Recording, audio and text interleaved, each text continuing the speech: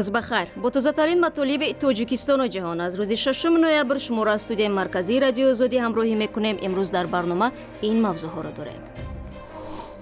سیمای نوی باغ عینی بعد کش دادن جسدهای شماری از چهره‌های معروف توجیک امام علی رحمان باغ از نو ترمیم شده عینی را افتتاح کرد. غم معلول سرگردان را کی میخورد؟ تلاش‌های یک جوان خطلانی برای برگردانیدن تجارتش ماهاست نتیجه نمیدهد. و شکست و رفت. روحانیان قرغیز قبول ندارند که تخریب سنگ مزار قبرستان ها با هدایت آنها صورت گرفته است.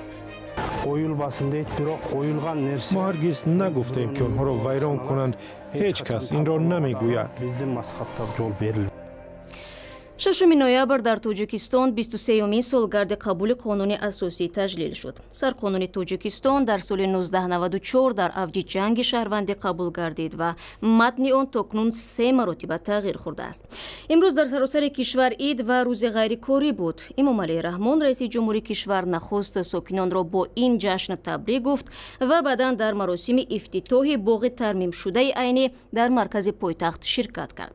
کارهای ساختمانی در این باغ در حال انجام یافت که طی چند ماه اخیر بنابر انتقال جسدهای شماری از چهره‌های معروف توجیک از این مکان این موضوع در سرخط رسانه‌ها قرار گرفته بود. باغ عینی در شهر دوشنبه سال 1954 بنیاد شده. در آنجا نخست جسد صدرالدین عینی و بعدا افراد دیگر شناخته توجیک دفن شدند. بعد تصمیم مقامات تاجیکستان برای از نوسازی باغ جسدهای ادیبان و دانشمندان شناخته به منطقه دیگر کوچ داده شدند. شب شنبه و صبح یک شنبه 5 نوامبر هواپیماهای ائتلاف زیر سروری عربستان سعودی هدفهای نظامی در گرد و اطراف شهر سنا یمن را بمباران کردند. این حادثه همگی چند ساعت پس از پرتاب موشک بالستیکی آشوبگران شیعه مذهبی یمنی به سمت فرودگاه بین‌المللی شهر ریاض به وقوع پیوست.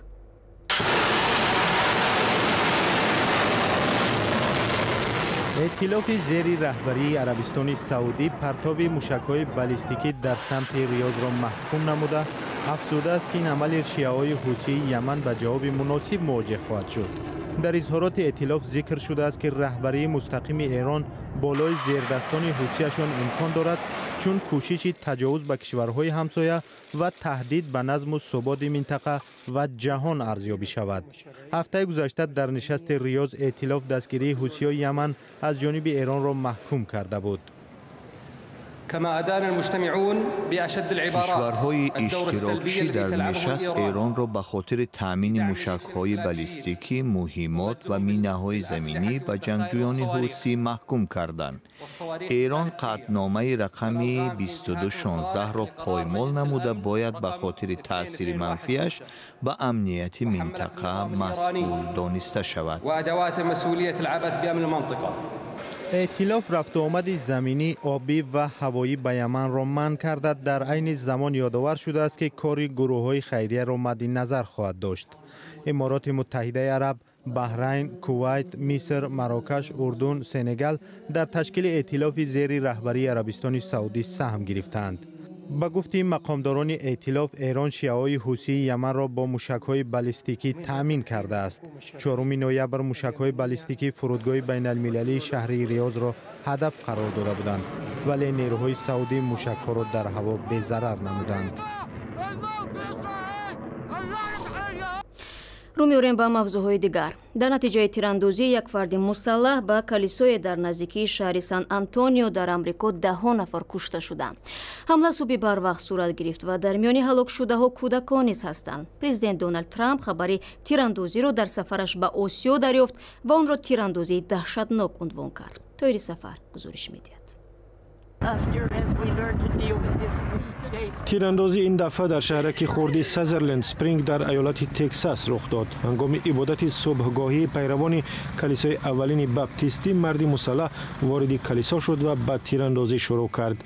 در مدت کوتاه 26 نفر را کشت، 10 تن دیگر را مجروح کرد. به گفته مقامات قربانی خردترین 5 ساله و بزرگترینشان 72 ساله است. دختر 14 ساله راهب کلیسا هم هلاک شده است. دونالد ترامپ رئیس جمهور آمریکا که سفری 12 روزه در آسیا دارد در توییتر نوشت که خداوند مردم سازرلند اسپرینگ را نگه دارد. او با اظهار تسلیت به خویشاوندان قربانیان گفت که وضع را از ژاپن نظارت می‌کند. همه امریکا از خدا می‌خواهد به زخمی‌ها و خویشاوندان آسیب دیدگان کمک کند. ما آنها را هیچگاه تنها نمی‌گذاریم. گرگ ابات گوبرناتور ایالت تگزاس تیراندازی را عمل شیطانی نامید و از مردم خواست در حق مردم شهرک دعا کنند.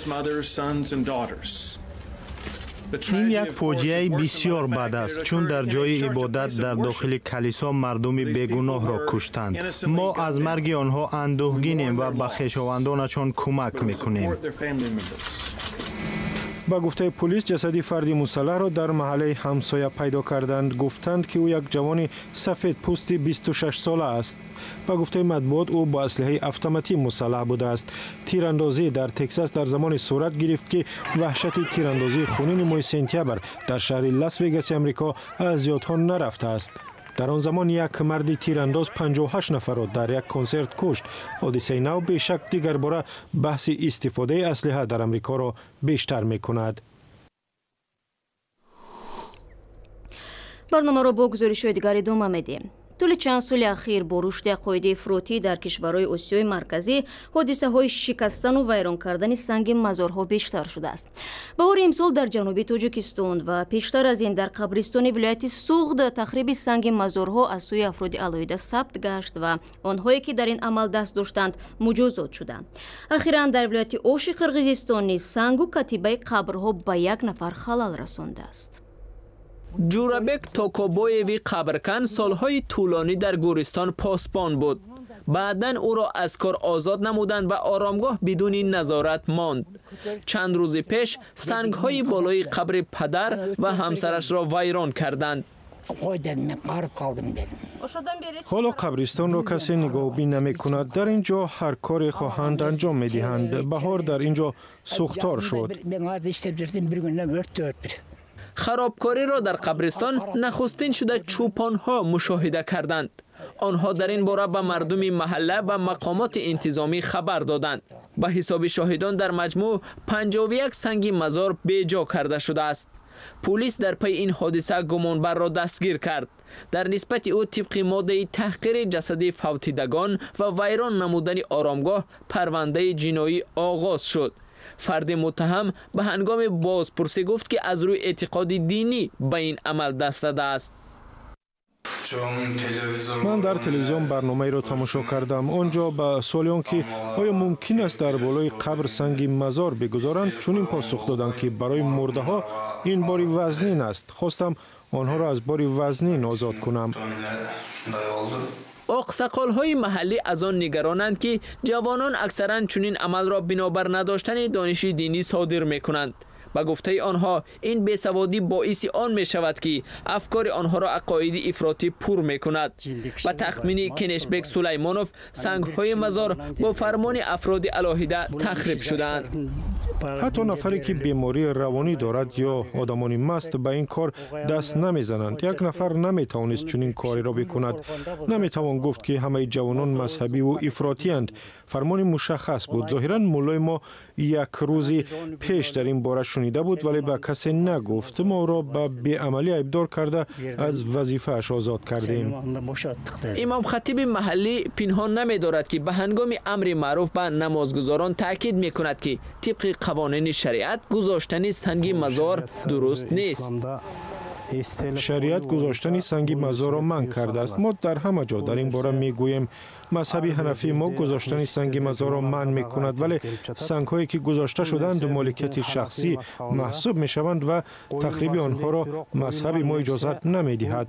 ما هرگز نگفتیم که آنها را ویران کنند. هیچ کس این را نمیگوید. مقامات پلیس میگویند باید میان اهالی کارهای فهماندهی را بیشتر کرد و این تنها وظیفه کارمندان حفظ حقوق نیست.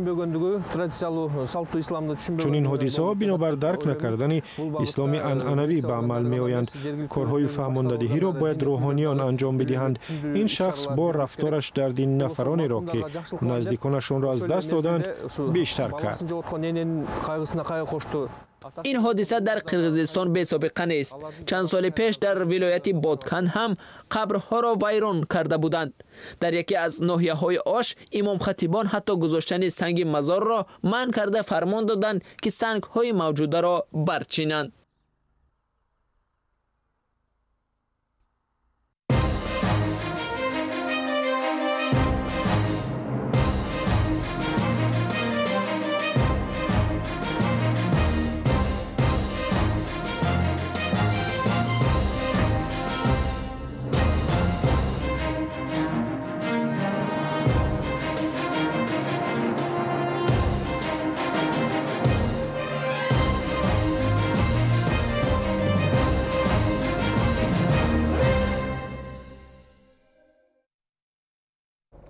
شما برنامه خبری تلویزیونی آزادی را تماشا دارید و در این بخش برنامه از سرسانی‌های یک معلول در ولایت ختلان قصه می‌کنیم. جوان 24 ساله که با تلاش والدین به پا خسته و مدتی در تامین روزگار خانواده سهم زیاد داشت، حالا برای برگردانیدن دکان خردش که منبع درآمدش بود، درهای زیادی را می‌کوبد. گزارش نوبتی را با هم می‌بینیم.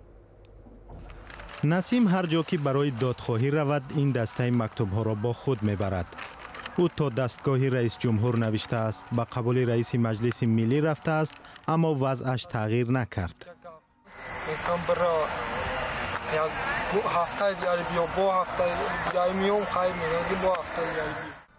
نسیم 24 سال دارد، معیوب گروهی یکم است.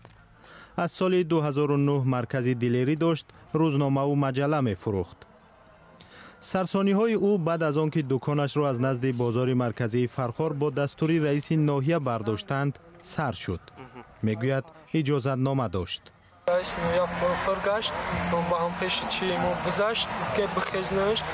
بعد رئیس جماعت شهر ای اومد چند روز انقدر چیکار بخی نخیزیدم. چند سهار اومدم چپاگارون کاگی دیگه ما یکون چی نکردم.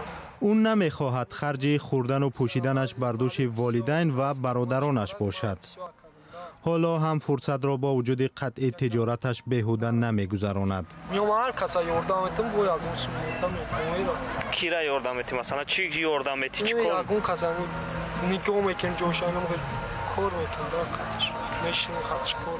نسیم در این حولی واقع در دهه سیاره با والدین، خواهر و دو برادرش زندگی میکند. او فرزند دوم است. پدرش 3 سال است در 50 ساتق زمین اجاره زحمت میکشد.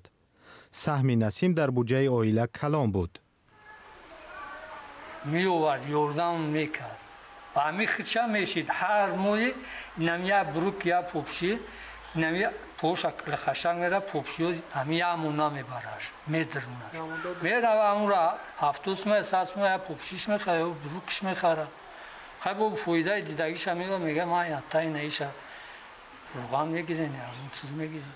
تا 5 سال پیش نسیم راه نمی رفت. چسب و تلاش های والدین و کوشش خود او که به معیوب بودنش تن نمیداد او را به پا خیزاند. نوشته و خواندن نمی تواند. 3 مرتبه تلاش کرد به مکتب رود. بعد نتونستم هیچ کاری بودم باز کردم که رفتم بزرگ راهکار شدم بزرگ رفتم. دیدم که ما سعودو کایزا حواسم کنم من سعودو کنم.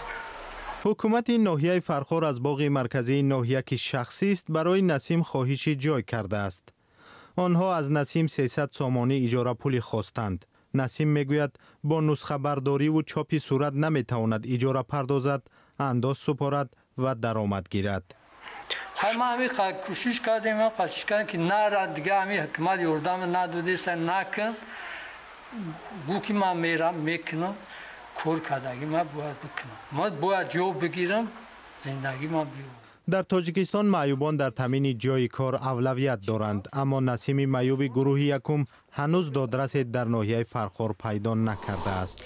و وکیل دفاع رهبر بازداشت شده شرکت امید 88 میگوید این شرکت بیشتر از 30 میلیون مبلغ قرضش را برگردانیده است. خسرو ایوبی گفت قرار برگرداندن 171 میلیون قرض روغون از این شرکت هنوز سال 2016 صادر شده بود و آنها در پی اجرای آن بودند.